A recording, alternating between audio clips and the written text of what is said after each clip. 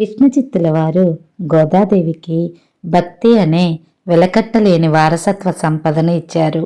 ఆ భక్తితోనే గోదాదేవి తిరుప్పావైని రచించి గానం చేసింది.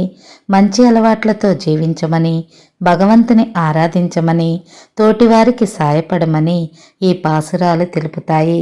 తిరుప్పావైలో 17వ పాసురం ఇలా ఉంది.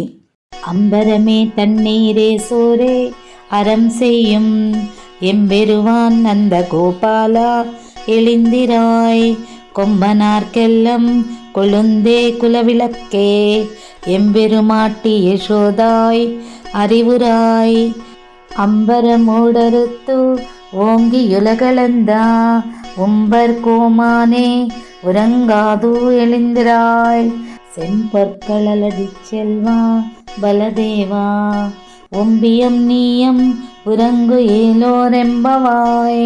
గోదాదేవి ఇలా అంటుంది. అర్థించే వారికి వస్త్రమును, నీరుని, ఆహారమును ధర్మబుద్ధితో దానం చేయు నందగోపాల, నిద్ర నుంచి మేల్కొనుము. స్త్రీ జాతికి శిరోరత్నమా, గోకులరత్న దీపమా, యశోదాదేవి మేల్కొనుము.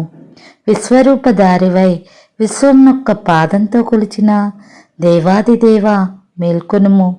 పసిడి కంకణధారి వీరాది వీర బలరామ, తమ్ముడు కన్నయ్యతో పాటు నీవు కూడా నిద్ర నుంచి మేల్కొనుము అని గోదాదేవి ప్రార్థిస్తుంది.